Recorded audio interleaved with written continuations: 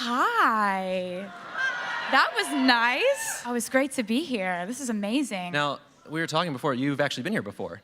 Is that right? Yes, I came here, I think about 5 years ago. I was 16 and just about to release my first single, Tim McGraw. And so we were traveling up the West Coast in a rental car, in a Taurus, and I was doing my homework in the back seat. I was like homeschooled in 10th grade. So that was when we made this trip to San Jose and came to see you guys for the first time. And it's wonderful to be back here and have so many of you come out this time around. It's amazing. Yeah. We're a very forward-thinking company, apparently, having you here when you're 16. So I want to thank you for being here, first of all, from all of us. This is really an honor and a treat. Now, you're in the middle of your tour for Speak Now. And I know that you've posted some videos to your channel, sort of outlining your tour and specifically your trip to Asia. And I want to show a clip from when you were in Singapore. Now you're in Chinatown, but the Chinatown of Singapore. Is that right? Yes. Okay. We started out the year going on tour and started off in Asia, and then we were in Europe for 2 months. So it was like 3 months of major worldwide touring. So Singapore was the first place that we went on the tour. Cool. All right, let's roll that clip. Watch it.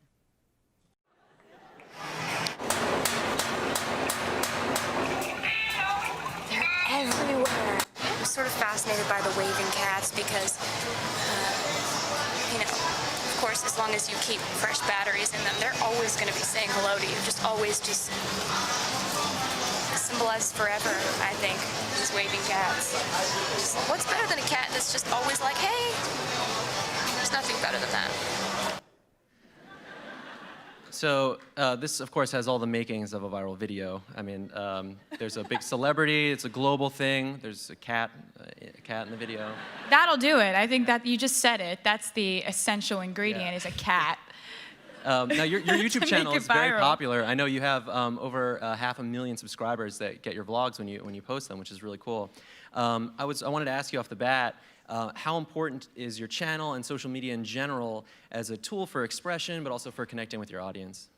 I think we've all seen the effects of social media and how that can connect people. And for me, I grew up when that was just about to set fire to the world. You know, I think in 7th and 8th grade when everybody started having a profile online, and everybody was, you know, it was all about who's your friend and who's commenting on whose page. And then it became the YouTube generation where everybody's looking at videos, everybody's making video blogs and, you know, makeup tutorials or this or that or back to school outfit shopping. You know, everybody is kind of catching on to communicating by making videos and learning how to edit them. And I think it's fantastic because it's just a new skill set for this new generation. Mm-hmm. And I would be remiss if it were a YouTube video interview and I didn't ask you if you had any favorite, I know you're really busy, but do you have any favorite YouTube videos or channels that you like to watch? Yes. I have watched this one like 3 times this week because it makes me so happy, and it's got these like 5 or 6 lion cubs, and there's the lion trainer, and you're like, oh, the lion cubs are cute, and they're walking around, and then they jump up on the lion trainer and they start hugging him. And then they're like making all these little lion sounds that you don't know. You don't know what the sounds are that lion cubs make, but it's amazing. It's this like they're like hugging him, and he's like, oh, you always go for my hair. You keep going for my hair. And then he's like, oh, you're telling me stories. What? Where was this zoo? It's amazing. It's because he's like Scottish, and they're like hugging him, and they love him so much, and I don't know. Just watch Well, it. I guess everybody's going to run, and that's going to be popular now. So, well, this isn't just our interview, right? This is also your fans' interview, and you have some very rabid fans, the Swifties, right? I believe is how they call themselves. I know. I think it's so cute. They came up with that. They're very serious, by the way. They don't mess around. They submitted 30,000 questions to this interview, and over so many over questions. 100,000 They're so votes. curious. Yeah, so we only can do a few of them, and we also have some from Google, but the biggest topic by far was songwriting, because I think that a lot of your fans have a big connection to the stories that you tell in your songs. And so let's start with that topic, and this one comes from Panda Bear Lover 13. I mean, a lot of the usernames are not meant to be read out loud, so we just have to This is from Florida. Which comes first for you as a songwriter, the music or the lyrics? I think for me, it more comes as a general idea. And my favorite thing about songwriting is that it's so spontaneous and unpredictable what's going to hit me first, whether it's going to be a general thought. Like, for example, I'll be going through something. When I wrote the song Love Story, that's a song I wrote sitting on my bedroom floor because I liked a guy and my parents didn't want me to date him. And so I got this idea in my head. It just popped into my head. You were Romeo, you were throwing pebbles, and my daddy said, stay away from Juliet. And I didn't know where in the song that was going to fit, but I just started there and I built out from there. And it's crazy how the fastest songs that I write end up being my favorites. Mm-hmm. The ones that just happen in just a surge of idea, a surge of inspiration.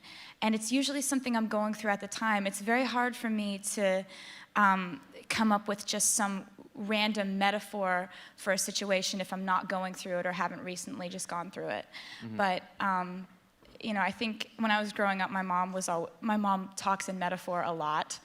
And so I think I grew up just understanding metaphor and just kind of loving that, how you could take something you're going through and speak about it in a different way that applies how you're feeling to something completely different but connects it. So I think for me it starts as an idea and a feeling and an emotion. Yeah. We had a lot of questions about the process from budding songwriters who submitted questions that are big fans of yours from Buffalo and a bunch of different places. And we were wondering, is there one favorite part of the songwriting process that you have? Is it when you get that idea, or when you're sitting on the floor in the bedroom, or Yes. when you're in the studio? There are several moments in a song.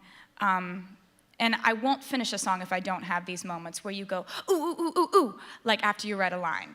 And it's always that same feeling of like, oh, that's exactly what I meant. If you're in a co-writing session, I'm always the one who will be sitting there for a second, and then I'll say a line, and if it's that moment where you're just like, that's the one, that's the line, I have to have about 4 or 5 of those lines in a song for me to put it on a record. Yeah. Like lines where I'm just like, yes. Mm-hmm. So that's my favorite part, is then when the song goes into its phase of being recorded and then being put on an album, and when you're playing it for people for the first time, when it comes across those lines that you really feel are like zingers or say it really well. Yeah. I love watching people's reactions if it comes across. If they get those lines, I'm like, yes, knew it. Well, we'll get back to the co-writing thing in a second, because there were some questions about that as well. But and here's another question. This is from Music Maniac in Los Angeles. You've said you're already writing for the next record. Can you tell us anything about it? Well, for me, I never really switched the writing switch off. It's always on, because I kind of have always felt like to make an album that I am proud enough of to give to my fans and say, here, allow this into your life, it has to be 2 to 2.5 years of writing. And that way you have your best stuff, because I'm so tough on myself. I drive myself insane writing records and albums, because it's I'll write 40 to 50 songs and then 13 or 14 make it. That's a lot of paring it down and making sure you're getting to the best stuff. Yeah. So for me, it takes a while, and I've been writing ever since I stopped writing the last album. And there's been a lot that's happened, and I never really talk about my personal life, but I write about it. Yeah. So that's basically what the album is about, as always. Yeah. The unreleased thing was something that came up a lot, and one of the top voted questions was about, would you ever make a CD of your unreleased songs? This is from Tay Swift Fearless in Missouri. But, what happens to those songs that don't make it to the album? And, would you ever release some of the songs you wrote, especially when you were younger, like 14, 15? Well, I'm obsessed with the latest song that I've written. I'm very guilty of that, because my favorite thing is always the newest thing that I've written. But lately I've become a little more self-aware, because I had this song that I wrote when I was 16, and it's called Sparks Fly, and I played it in a few shows, these little bar shows when, when I was playing to crowds of like 40 and 50 people and being psyched about that many people showing up.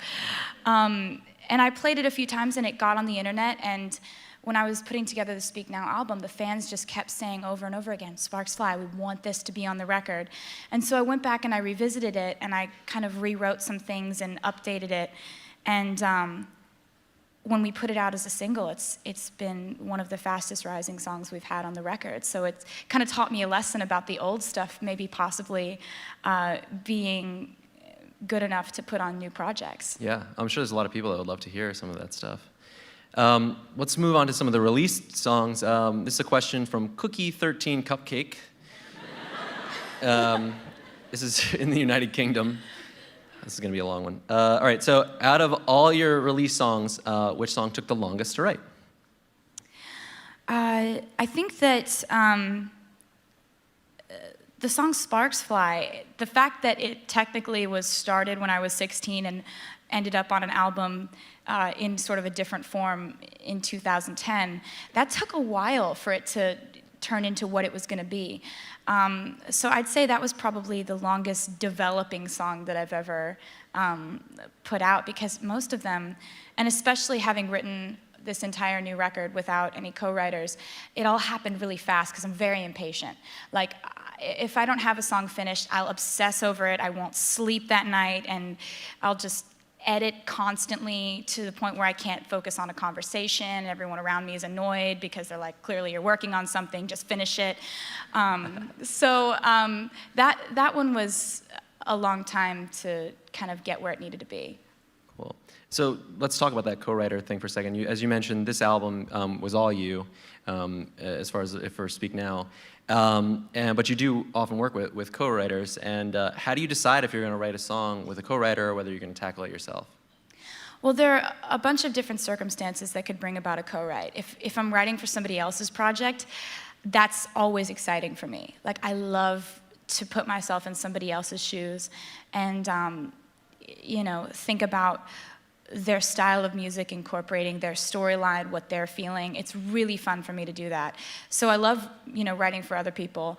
And then, if I'm working on an idea, but there's like a stopping point where I can't really figure out like where this chorus is going, or if my hunch is right about the hook, or things like that, if there's a definite stopping point, I'll bring it to a writer that I trust or a writer that I admire, and just ask them what they think. A lot of times, co-writing, I write really well with people who don't even play instruments or sing, because, a lot of times my best co-writers are just really great at giving advice. Like, do you think this chorus is too long? Yes. Like, thank you. Yeah. Is there anybody you're working with right now that you could talk about? Yes. For me, since I write so much and I don't know what's going to end up on the record, it's I never want to say, well, wrote with this person, and because then what if it doesn't make it on the record? But of course. And then writing for some other people's projects, in which case I feel weird talking about it because it's like their project, so I want to, So yes, but okay. Yeah. This was a popular, a lot of votes for this question. This is from Quadratic Formula in Michigan. It's appropriate for the Google. Wow. Do you sing your own songs in the shower? Yeah. Awesome. That's great.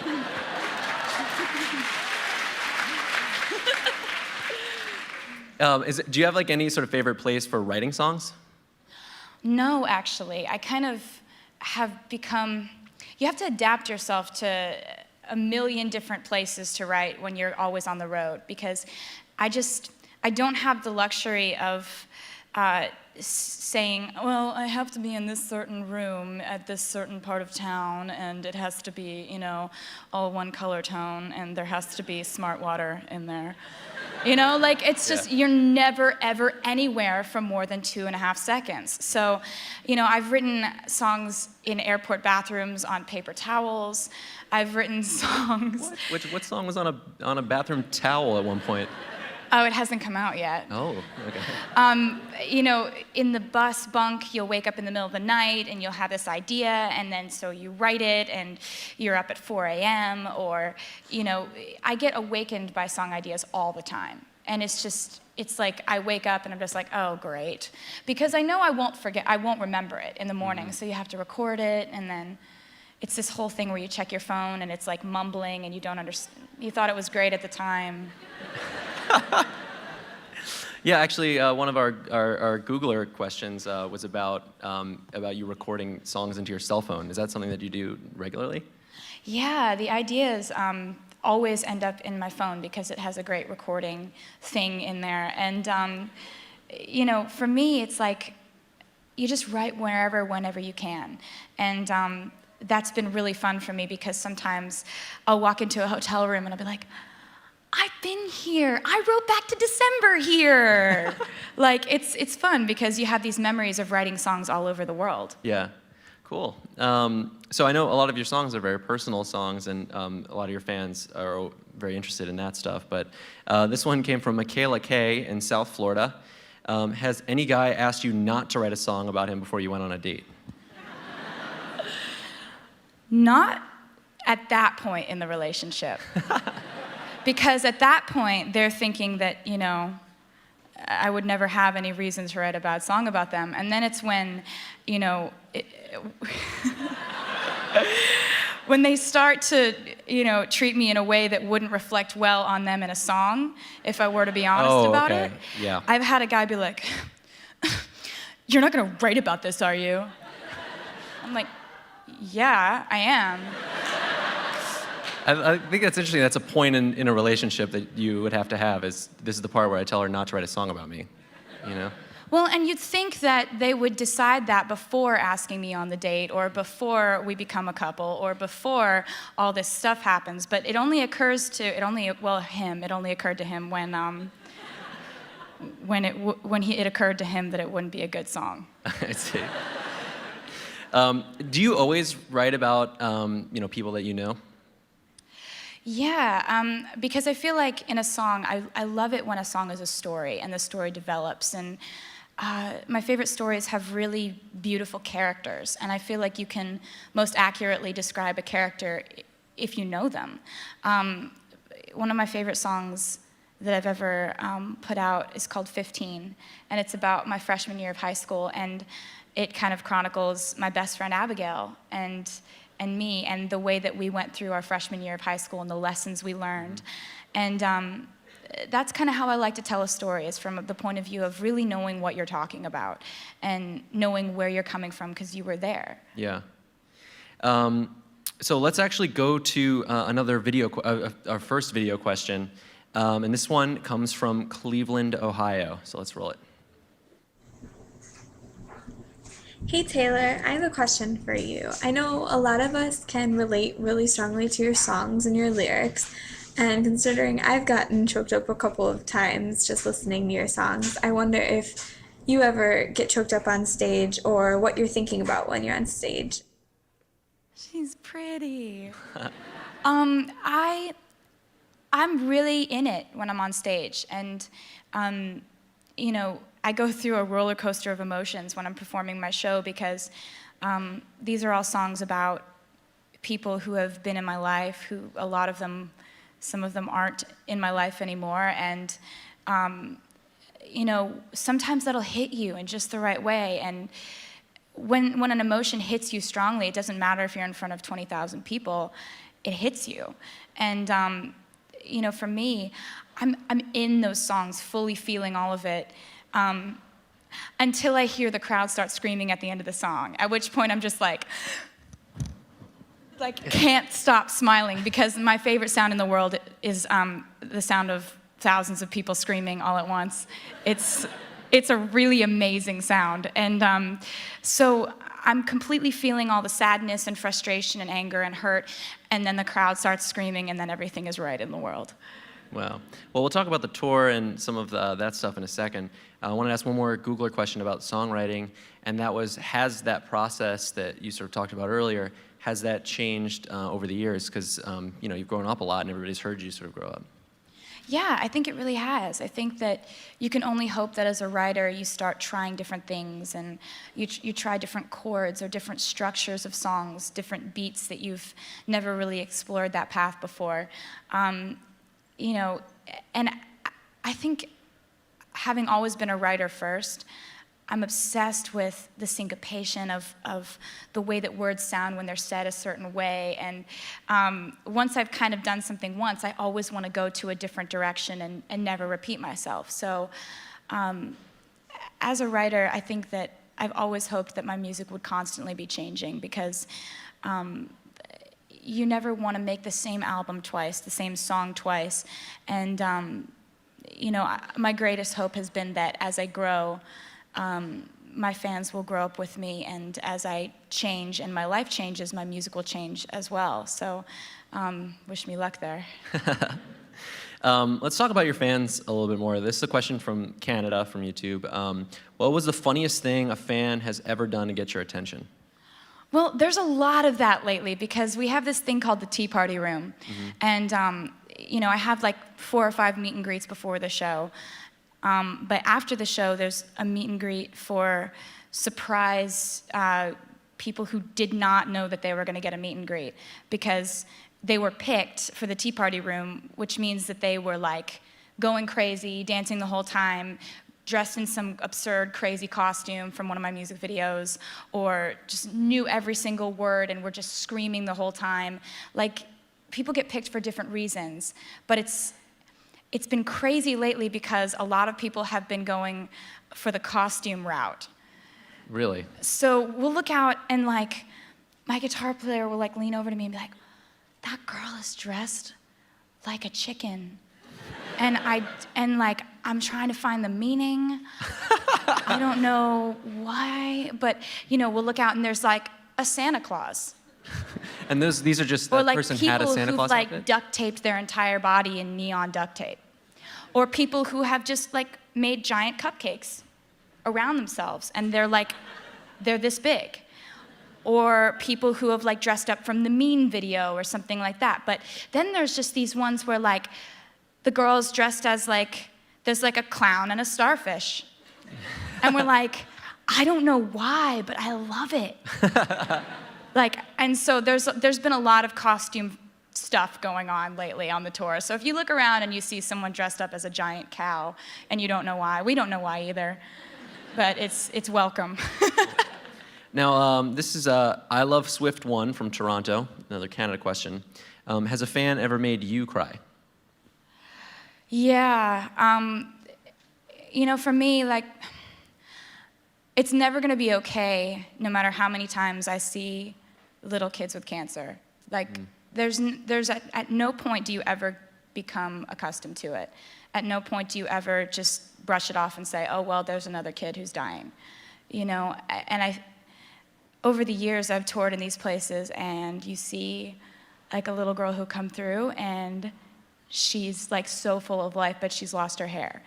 And then you come through a year later, and you're like, hey, Lexi, how are you doing? She's like, I'm doing good. And then her parents update you, and then you come by, like, a year and a half later, and she's not there.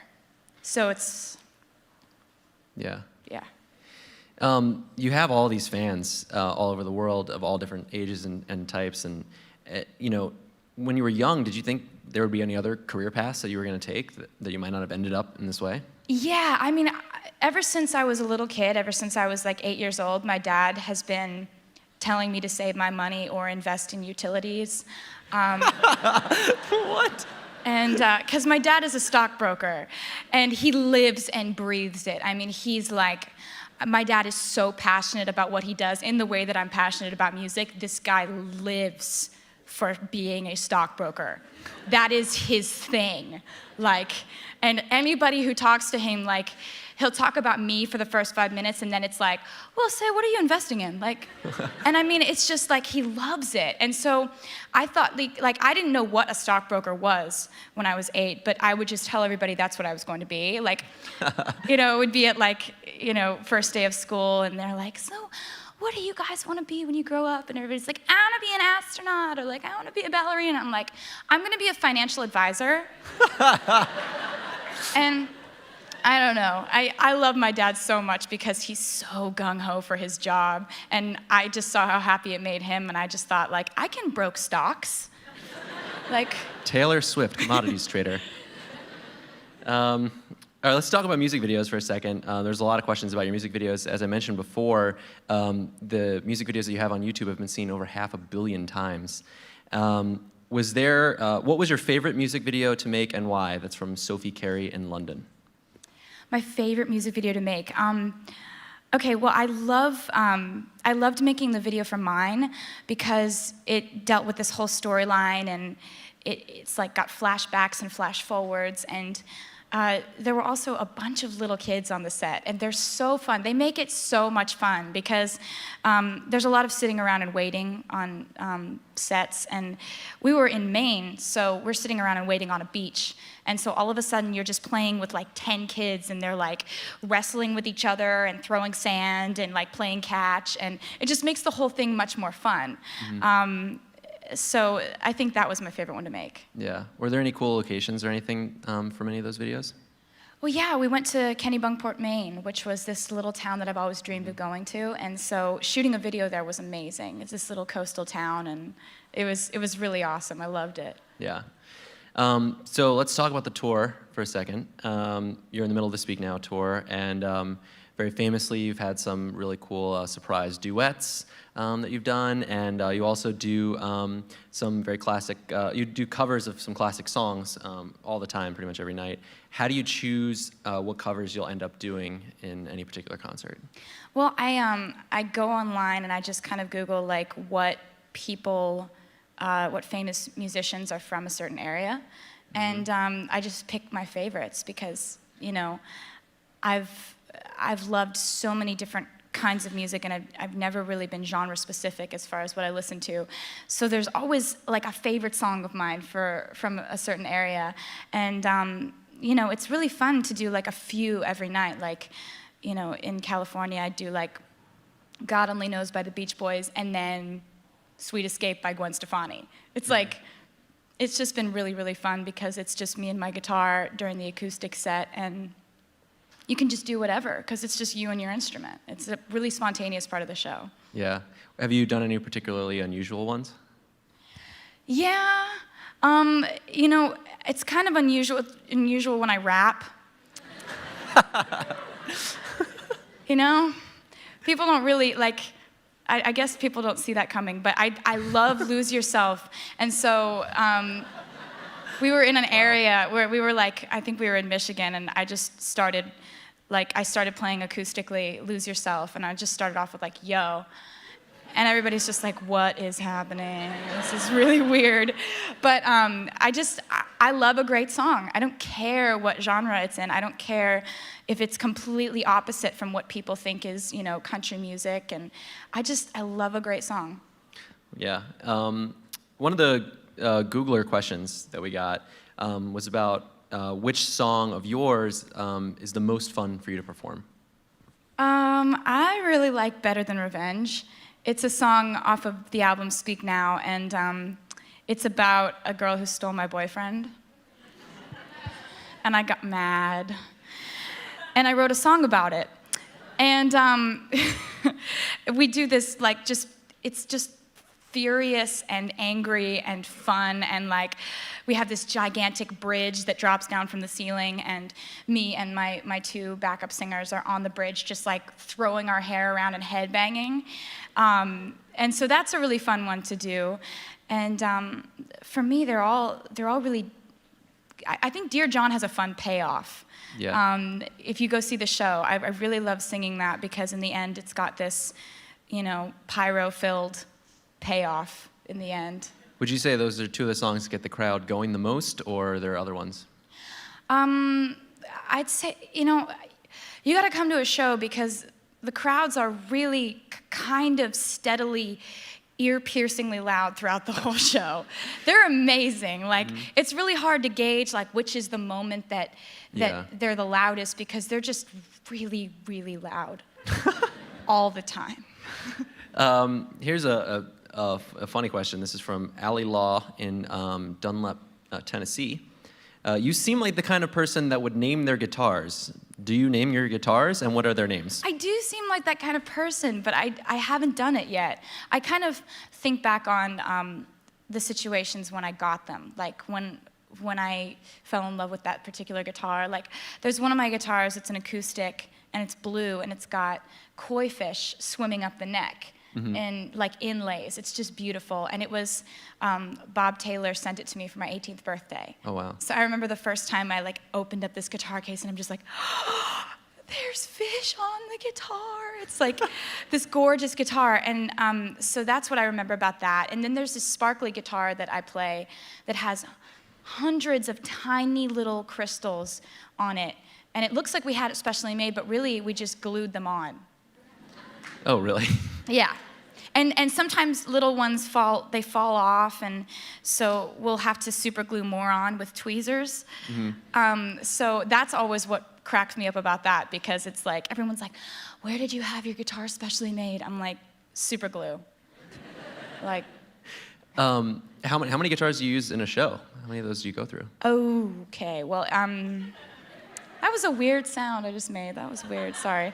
The first one is electric. The second one is acoustic koa. Then there's the 12-string. Then there's the blue koi fish one. And then there's, like 4 or 5. Yeah, wow. And then there's a ukulele and a banjo. Of course. And banjo. a piano. Yeah. Obviously, you're on tour a lot, and that's where you spend a lot of your time. But there were a lot of questions about what you do when you're not performing and you're in between gigs, besides writing songs like you do. And so, I guess first question: are there any movies that you like to watch while you're on tour? I watch a lot of TV, like a lot of TV. And my favorites are like the crime shows, where it starts out and you can't miss the first scene, or else you miss like the discovery of this crime scene, and then the like twists and turns of it all. I love CSI, Law and Order SVU, Without a Trace, NCIS, Lock Up Raw. Like. Wow. I just am really afraid of getting in trouble. You have no idea. All right, so that's who watches Lock Up. It's Taylor Swift, actually. Yeah. That's awesome. No, but also one of the questions that we got was about what books that you read in your free time. Oh, mostly history. I'm obsessed with other time periods, and like I'm always looking up museums or like the Historical Society, or like historical landmarks that we can go to in a particular city where we are. And recently I've been reading a lot of books on like John Adams and Abraham Lincoln, and I read this like 750-page book called The Kennedy Women, and it dates back to like the lineage of the first Kennedy woman who came across from Ireland on the boat in like the 1860s, and it's just this crazy, interesting read. So that's what I've been reading lately. I'm sort of obsessed with history. Yeah. Well, let's talk about books for a second. One of the questions that we got actually from one of the future Googlers in the audience was that about how you wrote a novel when you were 11 years old. I was 14. No, wait. You were younger? I was like 13, I think. 13? Yeah, but I did. I have a lot of different epiphanies. I always have different ideas as to like, ooh, this would be a good idea. And one summer I was at the shore. We used to spend our summers in Stone Harbor, New Jersey, and all my friends were back in Pennsylvania, and so I had nothing to do. And so I had this epiphany: I'm going to be a novelist, and I'm going to write novels, and that's going to be my career path. So I would write different chapters of this book and send them back to my friends, and I'd write them into the book under different names, but totally describe their personalities, and it was a really fun way to spend the summer. And my parents were so frustrated because I would never go outside. I'd just be like locked in this little study with my computer.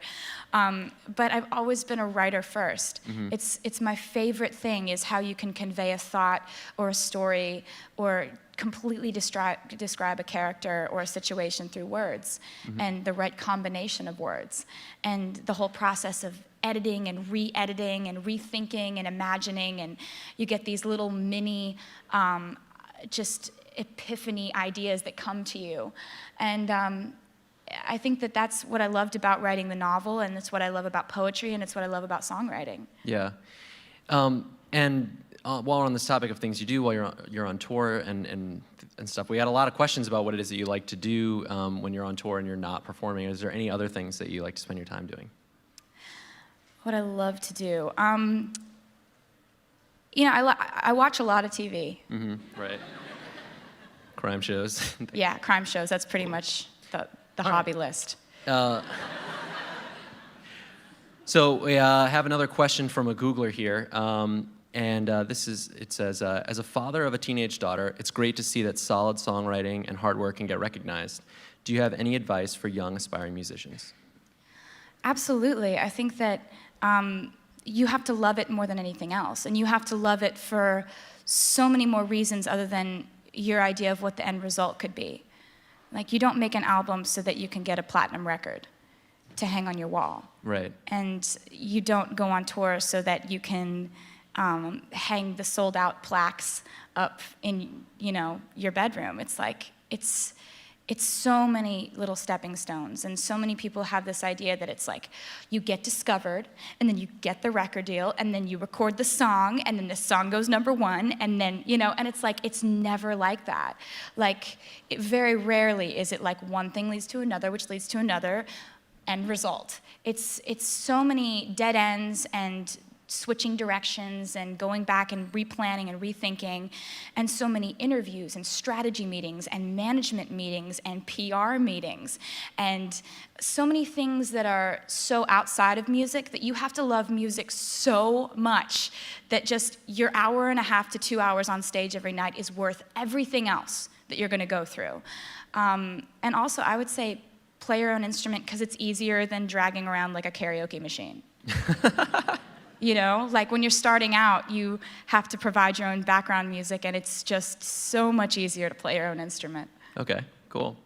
All right, so we have one last question. This is a video question, another video question, and it comes from Chicago, Illinois. It's a little bit different than some of the questions we've been talking about.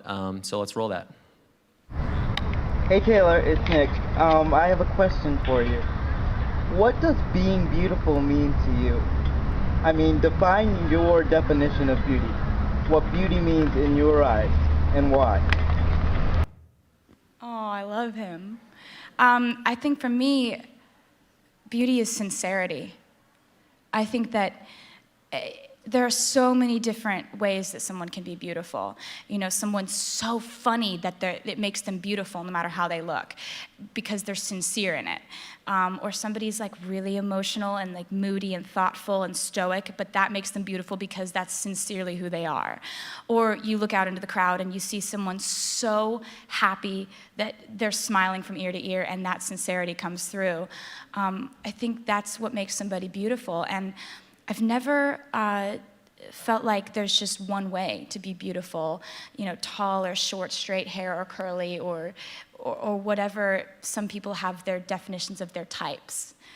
For me, I think that when I meet someone and there's that magical thing about them that makes them unforgettable, it's that they're sincere and honest in whoever they are.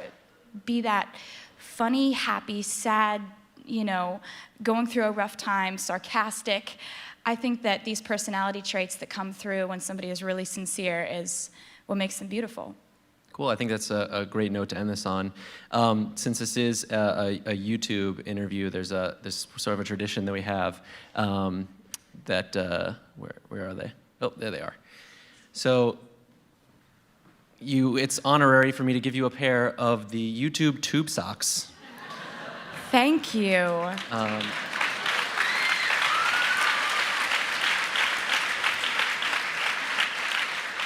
And I'm sure I you're can wear gonna be these with sandals, and you're going to be wearing those are going to look so great. They'll be really great for you on tour. Now, we actually, we handed out some tube socks to people that were coming in. Who got tube socks here? So we actually, there's a thing inside. Everybody all of you guys that got tube socks, you're actually getting tickets to Taylor's show tonight. So I will see you later.